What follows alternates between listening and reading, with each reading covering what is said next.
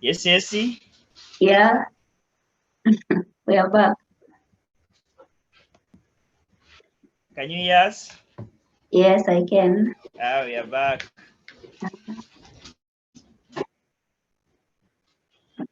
Yes. Yes, welcome to the session. Though we delay like 10 to 15 minutes. Yeah. I just want to let you be able to proceed with the session as well. So I think all of us, we are ready hearing from you. Okay, thank you. Hi, all of you. I'm Esther Njeri from Nairobi, but I'm known by the name Dee J Essy, and I'm a syntropic trainer. And syntropic is like part of permaculture because it also deals with food forest. But my specialty is syntropic food forest. I'm going to play a video that I made because I don't trust my internet that much because of Anon.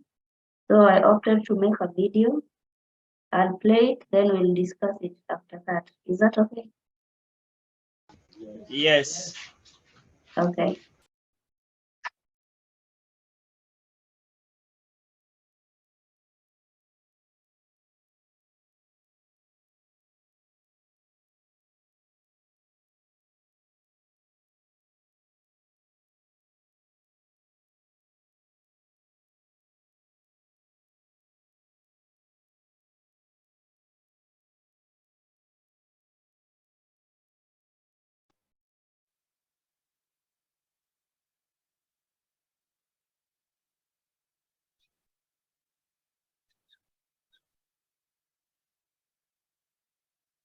Can you see the video? Hello? Yes. Okay. Thank you.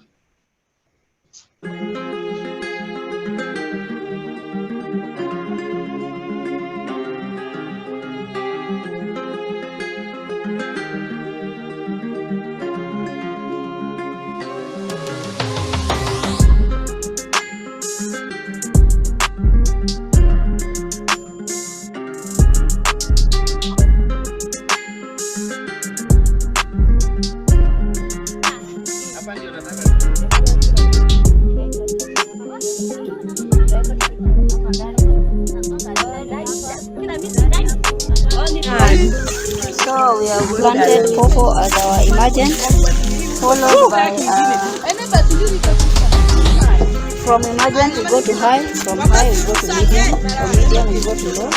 Then in between we also put in vegetables.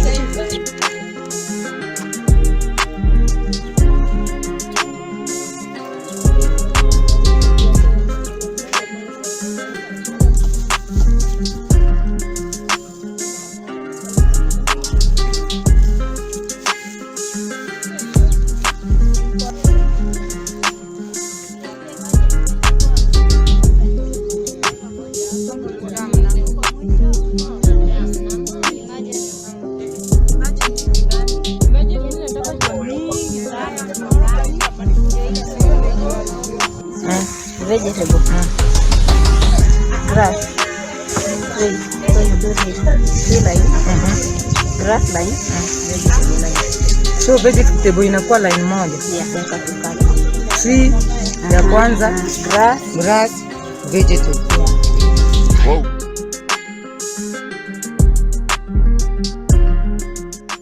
Hey, I'm Esther Njeri, aka Dee J Essy, and I'm a DJ by profession, and I'm also a certified syntropic agroforestry teacher.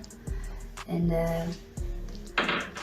today we are going to talk about food forests, which is part of permaculture, but my specialty is syntropic agroforestry. Syntropic agroforestry consists of 2 words. The first one is syntropic. Syntropic means accumulation of energy, which is the opposite of entropy. Entropy is losing of energy, and the other side, syntropic, is accumulation of energy or harvesting the energy. And the other one is agroforestry, which is agriculture plus forestry. And if you want to start a syntropic farm, you must follow these 5 principles. It's going to guide you very good, and it's going to work magic in your farms if you use these 5 principles, and it's a must to use them. The first one, I'll just go through them, then I'll explain later. The first one is no bare soil. Keep your soil covered at all times. The second one is maximization of photosynthesis. The third one is stratification. The fourth one is succession, and the last one is management. Now we go back to the first one. Let me explain it. No bare soil means to keep your soil covered at all times. Cover your farms the way you dress yourself every morning. You must cover your soil at all times. We use mulch, cover crops, and planting densely. That's also covering your farms. For one, when you keep your soil covered, it protects water retention, soil erosion, attracts microorganisms, and your soil will turn into humus and so forth. There are so many good things that comes out of protecting soil from the sun. And if another reason, let me make a joke. Leaving your soil uncovered, it's like leaving your wallet empty. You are not money. It can just fly off from your wallet. And to prevent that, why don't you just cover yourself, cover your soil? Covering your soil is everything. Mulch is the new gold. The second principle of syntropic is maximization of photosynthesis. Photosynthesis is the process by which plants make their own food by transforming sunlight, carbon dioxide, and water. And by this process, when it takes place, that's when the cooling down appears. The cooling the place, that's what makes the water remain in our farm. We don't lose water, we don't lose energy. The energy remains in our farms. The energy we have harvested is kept in our farms. As I said before, syntropic is accumulating of energy. So the energy we accumulate by using the second principle, we keep that energy in our farms. And from the second and the second and the third principle, they go hand in hand. This is where we plant in layers. That's stratification. Planting in layers is every plant has its own need of sunlight. So you have to know which plants needs what amount of sunlight. That's what stratification is. And if to achieve this stratification, we must go back to our second principle, to use the sunlight, to make good use of the sunlight that we are provided with. Every plant has its own need of sunlight. That's our third principle. And when I say planting in layers, it's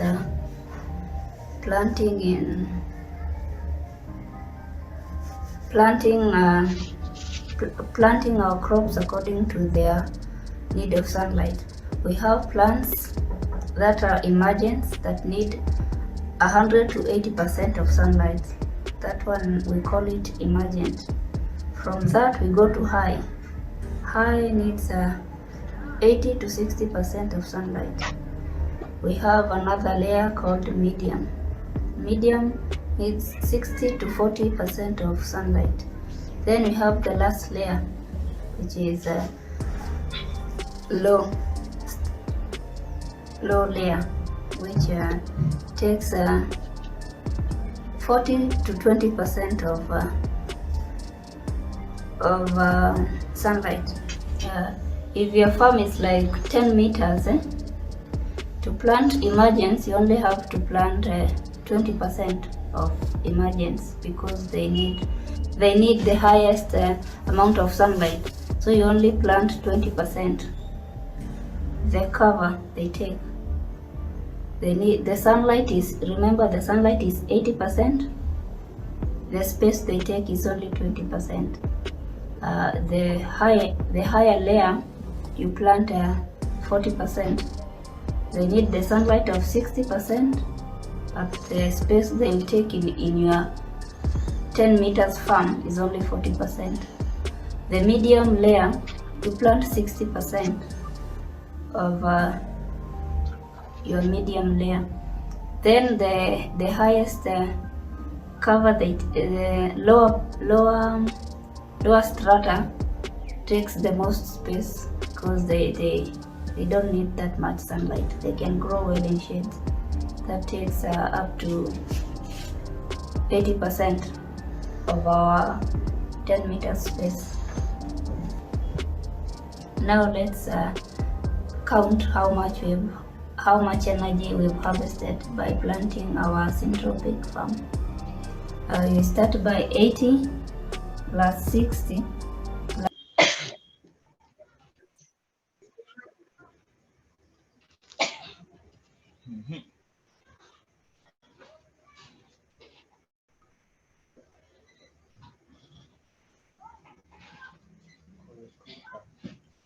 Yes, Essy. Hello.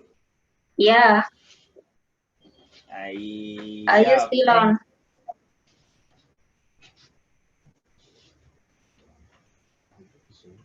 Sorry.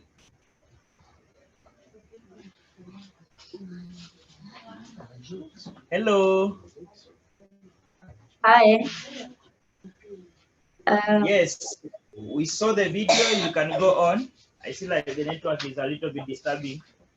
Okay, thank you. Yep.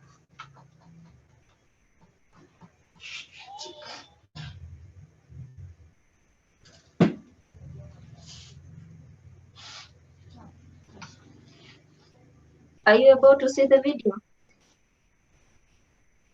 Yes, we saw the video. Okay.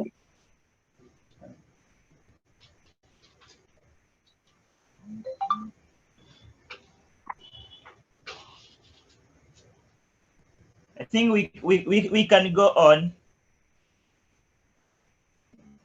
She's looking for something.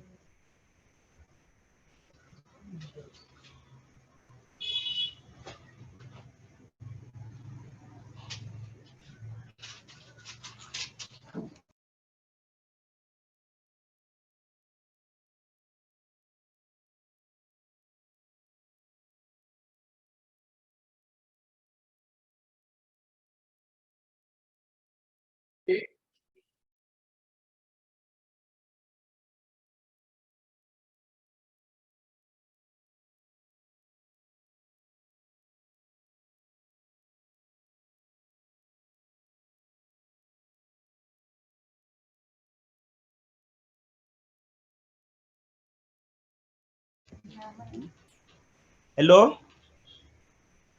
Hi. Yes, the video has finished. No, not yet finished. Oh, but it's not loading in our side. It's not playing again.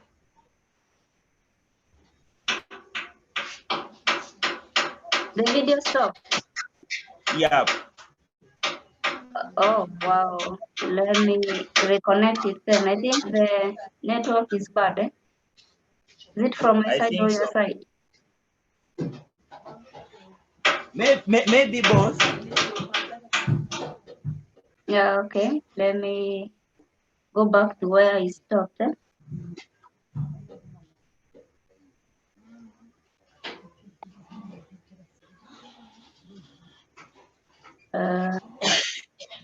Just a minute.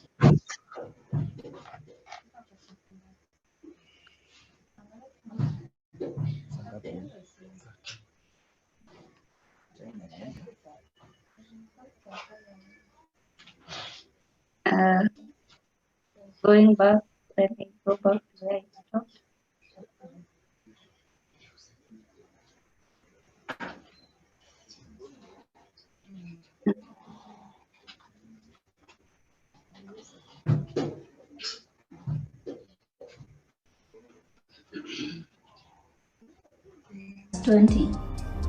That comes to 200% of energy. Is it there, or did I go? Our syntropic farms, compared to the normal monocropping, that goes to only 100%. We lose the rest. Why do we want to lose the rest? We can harvest as much energy as we want by planting densely, planting the syntropic way. And now let's move to our fourth principle, which is succession. Succession is one plant paving way to the other, and succession in timing in place, like how plants follow each other. You can plant them all in the same day, but harvest time in different times. Like you can't harvest cucumber the same time you harvest maize. So if you plant cucumber and cabbage and maize, you start with cucumber, then cucumber will be succeeded by cabbage. From cabbage you go to maize. Then that's how succession works. In succession, we plant everything in the same day. We plant from first month to like 30 years, going in succession. You start with 1 month, which is cucumber. Let's take cucumber. Then vegetables. After that, you go to cassava, bananas, pawpaws. Then you start harvesting your fruit trees, going onwards. And our last principle is management. Management is keeping your farm in shape, like pruning grass, pruning trees, and we get mulch from there. We prune, and by pruning, when you prune trees and grass, when the grass wants to grow, it pulls all it gives all the energy of growing, the impulse of growing, to the whole farm. Like when you prune trees, they also do the same. When they are growing, they take the whole farm together. So they grow this. That's how the management works. And by pruning, that's the accumulation of energy. That's how we accumulate the energy. You prune, then the impulse of growing goes to the whole farm. So everything starts to grow again. So we keep our farms young by pruning all the time. And keeping the structures intact by pruning, everything falls into its own place. The basic design of syntropic agroforestry consists of 5 beds, which is the first bed is a tree line, which we plant trees and vegetables also. We plant fruit trees, timber trees, and vegetables. The second one is a grass line. This is the engine of our farm. And the third one is a vegetable line. The fourth one is a grass line again. And the fifth one is also the tree line. And in these tree lines, at first we plant vegetables around the trees, the placenta around the trees. These vegetables act as mothers to our young trees. They nurture them. And for this grass, these 2 lines of grass, we use them to feed the birds. And the middle one is the vegetable line. Is the line that you can keep on planting. But for these 2, At some point when the trees are big, you won't be able to plant your vegetables there. You'll only be planting in this middle one. And at some point when your farm has accumulated enough energies, you can also plant vegetables in these 2 lines. And that's my short presentation about syntropic agroforestry. So if you have any questions or you want to add anything, feel free.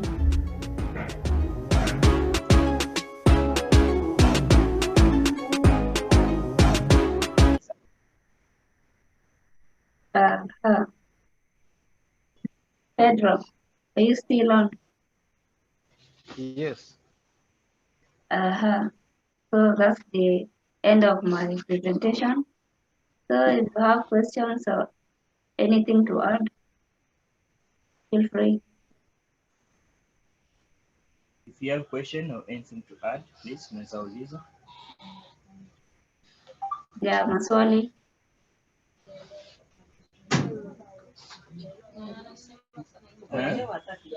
Okay. Hello. We would like to start, not like even translating, to tackle everything separately and go further, make further definition or further explanation. Now talking. Yes. Hello. Yeah.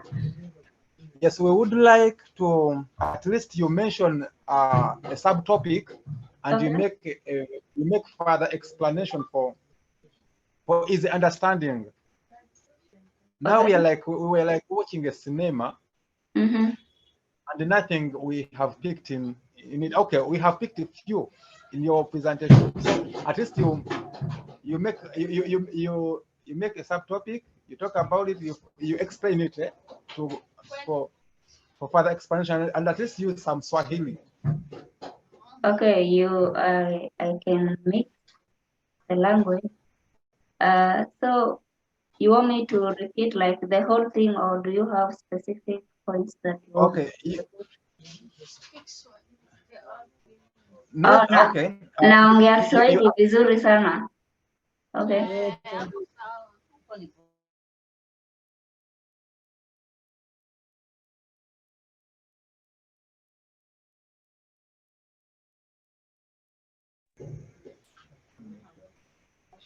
Nitajaribu kugeuza Kizungu kwa Kiswahili kwa ile maneno nitaweza kugeuza, ndaweza kuifanya ikuwe rahisi kwa Kiswahili. Hii ukulima mmeona hapo inaitwa syntropic agroforestry. Ni another term of saying ni food forest. Ni kuchanganya chakula na miti, tunazipanda pamoja, zinamea pamoja, na kumea pamoja kila mmea inasaidia nyingine kwa nutrients. Kuna vile zinasaidiana, zina share. Kama miti kumea na chakula, miti ina act kama pump ya maji, inavuta maji kutoka chini, inapatia vitu kama mboga, sababu mboga haina roots refu kama miti. Miti ikienda mpaka chini inatoa maji kule, ina share na vegetables, sababu deep roots, that's what trees are used for in syntropic, in harvesting water, and kushare na the other thing. Poleni, Kiswahili ni ngumu kiasi, lakini I'm trying my best. So which topic do you want me to tackle most? I think there is mobile soil. Was it mobile soil? I don't know. We didn't pick the real terms which you used. You know, the terms of agriculture is different from you get. Now the terms you were using, we didn't even pick some of them, but at least you can you can go in details. Like there is mobius soil, there is the word used, pruning, mulching, photosynthesis. Those terms you were using. Yes, Okay. yes. I think for addition, you can be able to mention the 5 principles of syntropic Yes. For them, so that it can be well understandable. And to record it, you know, we were not able to write. Okay. Here, when you are talking, we shall be able to write, and at least we will pick something. Okay, then let me start from the beginning. Okay. So it's syntropic agroforestry. It's syntropic, it's accumulation of energy, harvesting of energy, kukusanya energies all over. That's the word, syntropic agroforestry, syntropic only. Agroforestry ni agriculture ukiweka pamoja na misitu, forestry na agriculture, zikiwekwa pamoja inakuja agroforestry. Hapo ndio tunalima na miti pamoja. Unalima mboga yako, unalima mahindi, but you must include trees in your farms. That's what we call agroforestry. And this syntropic agroforestry ina 5 principles yenye ina kuguide kuweza achieve whatever you're looking for. These 5 principles, the first one inaitwa no bare soil. Unafaa, sorry? No bare. No bare. Yeah, no bare soil. No bare soil. Okay. No bare soil inamaanisha usilime vile kawaida sisi hufanya, unalima alafu unawachia jua mchanga hivyo kama hujafunika. Hiyo ni ku lose energy, ni opposite ya syntropic. Hiyo ni ku lose energy. Inafaa ufunike mchanga yako at all times, kila wakati. Unafunika na majani kama nyasi. Pruning ni kukata miti, kushape mti, kukata branches. And those branches, hiyo pia ni inatumika kufunika mchanga. Unaweza panda chakula ile inakava mchanga kama beans, kuna njugu, kuna malenge, hiyo pia inafunika. That's one way of protecting the soil from the sun. Hiyo ndio the first principle, no bare soil. Siache mchanga wako kama hujafunika. Lima alafu funika na majani. Uzuri ya kufunika, for one, maji haipotei. Ile maji tuseme umenyunyizia, ukiachia jua kama hujafunika, yote ita-evaporate. Ukifunika na majani, maji ita-retain, itakuwa hapo for long. The other benefit ni kusimamisha soil erosion. The third one ni kama naenda haraka mniambie na maswali pia yafuate. Ingine ni by covering your soil, kuna microorganisms hiyo term ndaisema aje na Kiswahili? Pedro, do you know what microorganisms is in Swahili? Microorganisms vile vidudu vya udongo. Seaworms. Like seaworms. Yes. Yeah, that's what that's also another benefit of covering your soil. That's the first principle. Umeelewa kidogo? You can go on. Okay. The second principle is maximization of photosynthesis. Maximization of what? Photosynthesis.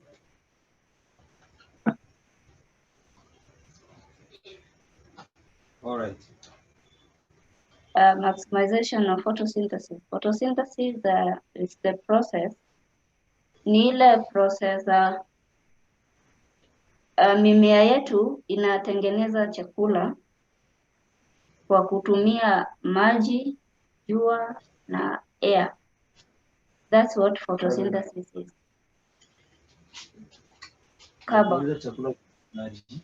Kutumia mvua, Jua, maji na carbon.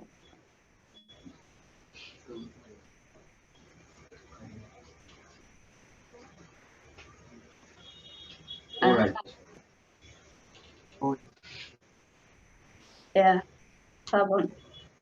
And maximizing need to bring them together, kuzikusanya pamoja. Kukusanya hii jua, maji na carbon pamoja ndio ina maximize the photosynthesis hii ya kutengeneza chakula. That's what we call maximization of photosynthesis. Kuzidisha, maximization ni kuzidisha. Yeah, is that understood? Yeah, iko sawa. Okay, now tuende kwa principle number 3. Principle number 3 ni stratification. Kupanda kwa layers. They call layers. It's called what? Stratification. Stratification.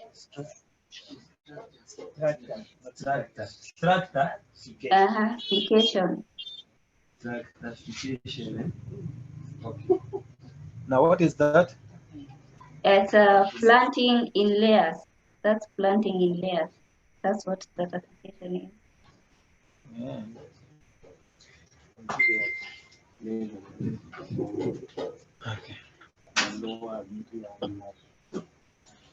Ni kupanda kulingana na tabaka. Tabaka. Do you know what tabaka is? Yes. That's a Swahili word. Hiyo ndio stratification. Ni kupanda mimea yako kulingana na ile jua zinahitaji. Kuna mmea hutaki jua mingi, kuna ile inataka jua kidogo, ingine inataka jua mingi. That's what stratification is. Ujue hii mmea inataka jua kiasi gani, hii ingine inataka hivyo. Sasa hiyo ndio planting in layers. That's what stratification is.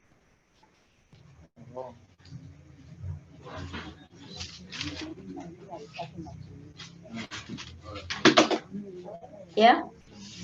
Yes, we are getting you. Can we go on? Yes, go on. Please. Okay. The fourth one is succession. Succession. And succession. All right. Succession.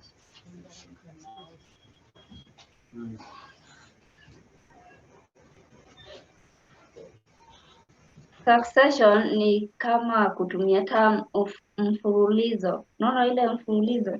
Kuna mmea zinamea in different times, Unaanza na mboga. Mboga huwezi vuna pamoja na mahindi. Huwezi vuna mahindi pamoja na nanasi. That's what succession is. Ukianza prepare your farm, unazipanda all at the same time. Lakini kuvuna utavuna kwa wakati tofauti. Hiyo ndio succession.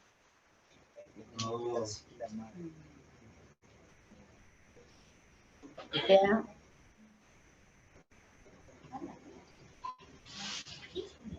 Is that understood? Can I go on? Yes. Okay. So succession is it's when you plant your farm all at the same time, but harvesting is in different time. That's how we define succession. It's by one plant paving way to the other in time and in space. Ukitoa sukuma inapea nafasi mmea yenye inaifuata kumea. That's succession. That's I'm trying my best to mix Swahili and English. Okay. Then ya mwisho ni management. Hiyo ni ile ya pruning. Pruning ni kukata, kutoa zile vitu hazifai kukua kwa shamba ama zile zimemea kuzidi. Ukiziprune unazirudisha growth yao nyuma, ina restart. That's pruning. Hiyo ndio naweza sema ni kudivide pruning, ni kupunguza, sio kukata yote. Kupunguza, pruning ni kupunguza. Kama miti hukati ile branch, ile the main thing, unakata branches. That's pruning. Grass pia hukati, uchimbui kuanzia chini, unakata juu. That's pruning. Kupogoa. Is that term used in Swahili, kupogoa? Iko sawa, tumeelewa. Okay. That's what pruning is. And I think that's as much as I can go. Yes. Yeah. Tumeelewa. Yes.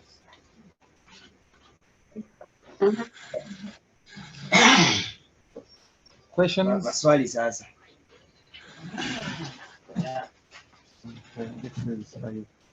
Okay, now the first question. Okay. We wanted to know some of the advantages of succession. Advantage. At least, yes, of succession. For one, Yes. for every crop to succeed the other one, the one Yes. that is being succeeded gives space and some light to the other one. That's following the one that's being succeeded. It Okay. gives space And light. and light, yeah, for the other one to also grow. Yeah. Yeah, that's what we say in succession in time, space, and yeah. Okay. Yes, another thing that I can add on succession is the harvest. The time that you shall be harvesting, so you shall be continuously harvesting. Continuous harvest. Yes. Yes. You will harvest. Maybe today you will harvest pumpkins. Next, after a week or more, we'll harvest another crop. I will harvest another one. So that's a succession in harvest. Okay. Yes. Yeah, you'll always have something when you visit your syntropic farm. You don't go home empty-handed. That's one benefit of syntropic. Yeah. Yes. At least we have picked something. Okay.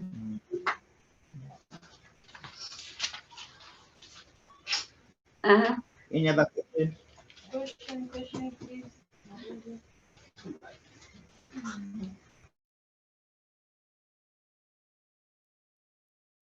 Is management, right?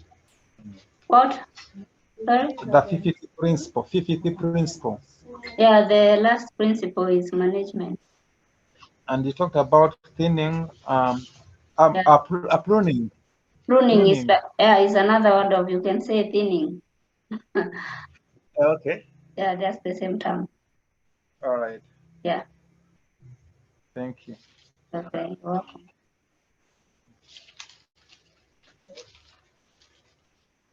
I think we are fine, right? Ndio, ninauliza. Yes, uliza.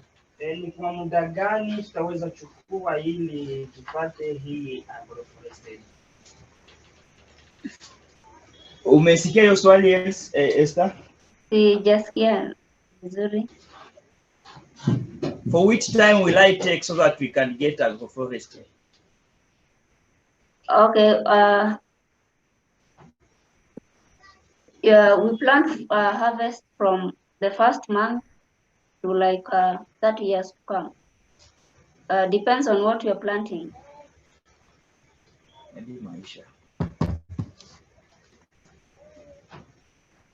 Like ukitaka kuanza na maharagwe, That takes how long there? Takes like 3 months, eh? But unaweza angalia zile mimea zinamea in like 3 weeks. Kuna mchicha grows in 3 weeks. You can start with that, but we plant everything in the same day. The harvest that starts from like 1 month to 30 years. You harvest all through.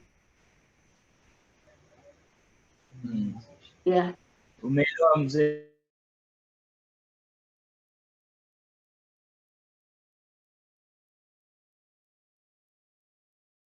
I think I lost you.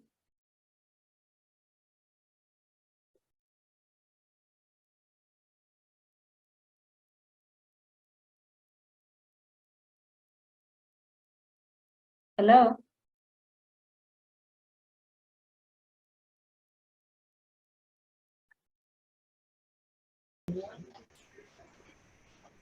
I think I lost you for a minute there. Uliza. Sasa kulingana na hii hali yetu ya huku Kakuma.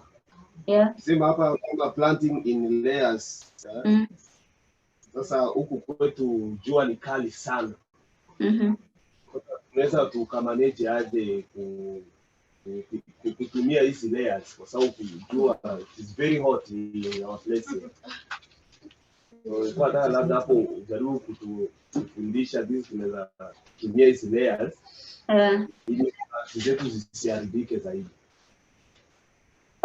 The first thing ni to cover your soil. That's the secret to everything. The secret is covering yourself, your soil. That's the best thing you can do for your farm, to cover your soil.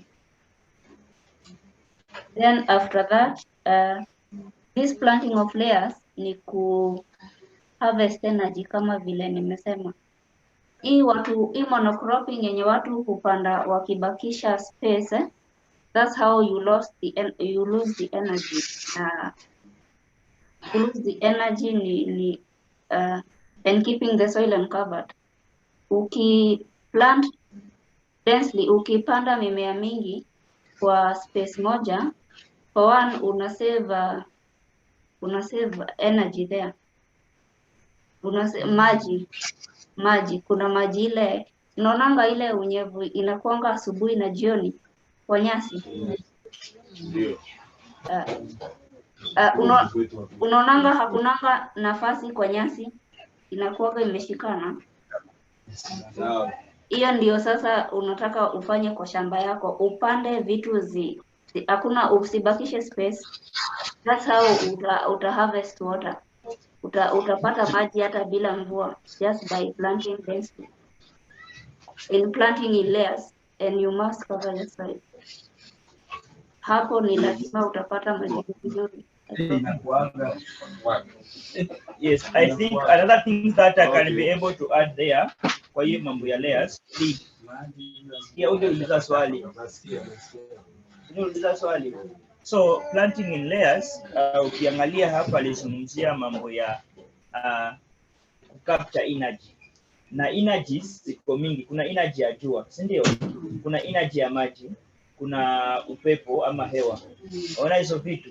Sasa kuna mmea ambayo unaweza kupanda haihitaji jua mingi. Unaelewa? Na kuna mmea ambao unapanda inahitaji jua mingi, na kuna ile haitaki jua kidogo na haitaki jua mingi. Alizungumzia ya layers, low, medium na high. Unaelewa? Sasa katika hii design ya syntropic inakusaidia katika hali ya kupanda mimea yako, ili muradi huu mmea ukule sawasawa na hitaji yake ya energy. Kama inahitaji energy sehemu fulani, kiasi fulani, unaelewa? Kama inahitaji energy kiasi fulani, so unaipanda sawasawa na venye itakula ile energy. Energy ya mahindi sio ndio energy ya cabbage. Unaelewa? Cabbage kama itahitaji jua, labda mahindi itahitaji jua. Unaelewa kitu kama hiyo? So hivyo ndio venye alimjaribu kuonesha. Sijui kama niko sawa hapo. Yeah. Very good explain. Nina swali yangu moja, ningetaka kufahamu kulingana na hii syntropic agroforestry. Kulingana na permaculture kuna vitu ndoma kuhusu ethics na principles. So topic tumekuja kujikuta kuwa tuko na principle tu 5 ambazo tunatumia. Swali yangu ni hii, je, tofauti na hii principle 5 kuna zingine concept ambazo zinafanya kazi kwenye syntropic ama tu hizi 5 ambazo zinafanya kazi? Syntropic ni iko kwa part of permaculture, lakini hii inaanguka kwa ile part ya food forest. It's all one thing, but here the planning is different. The way you lay it is different because you work with like 5 lines. That's the only difference, but it's all one thing. Iko ndani ya permaculture, lakini hii inaanguka kwa hiyo part ya food forest. Alright, thank you. Sawa, mimi nafikiri tunaweza tukaishia hapa. Iko interesting, karibu uliza. Sasa naanza kushukuru tena wanatufundisha hii maneno. Sasa inatusaidia, lakini naweza panda mboga ama pande vitu kidogo kidogo, lakini ile vitu inaweza saidia kama mahindi ni ngumu kuipanda, shida ya maji hapa kuna maji, lakini naweza ambia huyo mwenye hiyo ni Mkenya, ndio hapa kuna reki sana. Sasa si wanaweza saidia watu wenye wanaishi hapa kama sisi wale tupate watumie mashini hiyo maji yote hiyo unaona inakaribia hii inakaribia hapa kwetu. Walete mashini watusaidie tupate maji tupande vitu vingi sana. Wanatufundisha lakini hakuna uwezo. Watufundisha watupatie na uwezo tupande vitu. Sasa hizo wanatufundisha lakini hakuna msaada wana. Sasa tunamshika kwa kichwa lakini hakuna plastiki.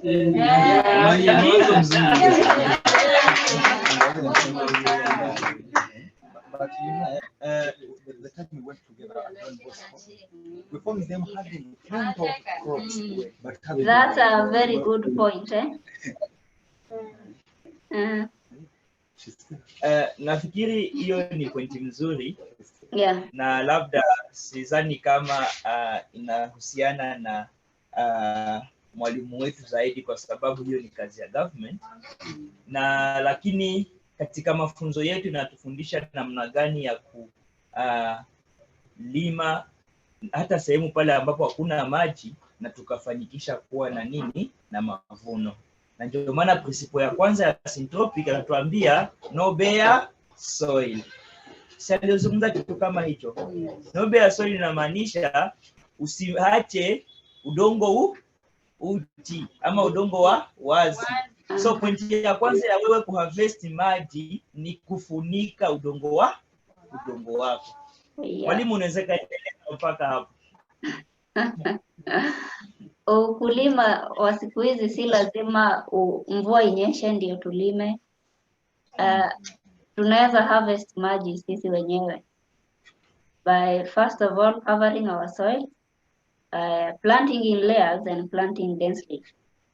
Promise you shamba yako hitakuwa dry. You'll have something to eat at the end of the day. Just follow these 5 principles and you won't be disappointed. Yeah? Yes. Kuna swali lingine. Kweli tumepata mafunzo na tumeshika hizo 5 principles. Hapa kwetu tuko na shida na tunaweza, lakini tuna shida kubwa. Na hii syntropic agroforestry inaomba kuchukua udongo kupandisha juu na kuacha hapa chini nafasi barabara mahali ya kupitia. Sasa hapa kwetu kulingana na ukosefu wa maji na pia jua ni kali sana. Labda tunaweza kujaribu kufanya hivyo na tukafeli.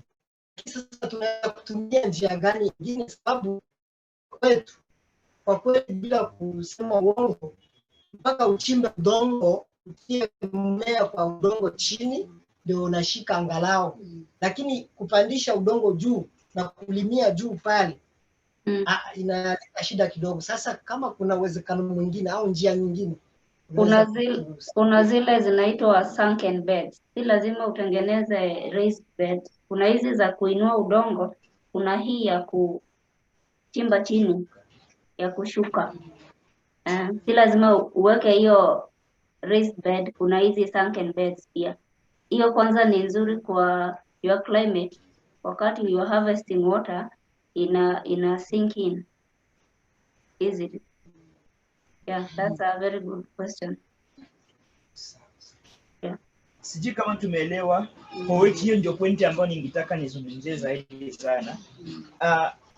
Surely syntropic agroforestry ina work pale ambapo na respect hizi principles. Unaona?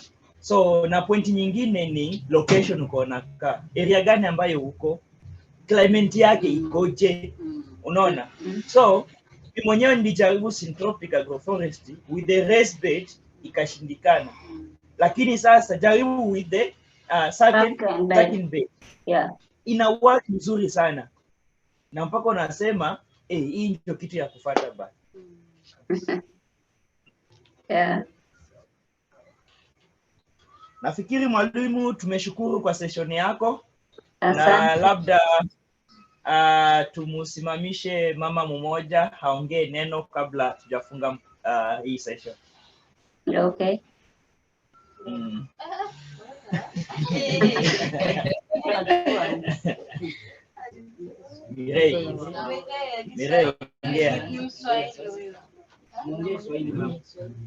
Masalin, dakika moja kabla, nina booklet ya hii syntropic ya Kiswahili.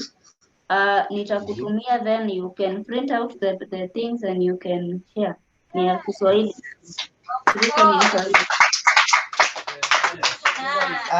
Essy ni si mbaya, ni nzuri. Nimeona Roland amenitumia iko na 29 pages. Yeah. Ama ni ya Kiingereza?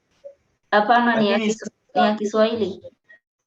Shida printing hapa kwetu ndio shida. I don't know how we shall be able to pay for it. Printing is the problem. Then yeah, page moja ni 50 bob. Oh wow. But then we'll talk behind the camera of how we can. Asante sana. Yeah.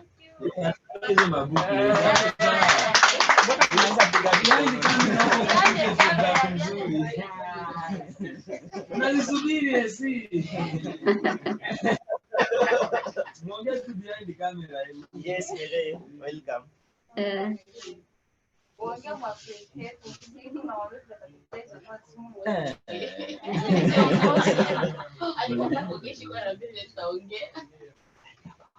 Madam Essy. Simama ausikilize, karibia nini? Karibia hapa. Ako sawa na kuona. Hakuoni. Ako sawa. Namuona. Nimefurahi kujitolea kwa muda wako wa siku ya leo. Umetufundisha mengi na naamini tumeelewa kabisa. Nimeshukuru kwa wakati wenu pia. Acha tukuombe usiachie hapa tu. Endelee kufunza na mengine na mengine. Asante. Hapa. Karibu tena. Makofi. Asanteni sana pia kwa wakati wenu, and God bless you. Thanks so much. We appreciate your session, Essy. I think we still have 1 week here. We shall end up our session on Monday, and this is our second day. Okay. So bado maybe to discuss sana, na if there's a place of you to be involved again, we can consult you. Okay, feel free to contact me. Good. Okay, thank you. Bye. Bye.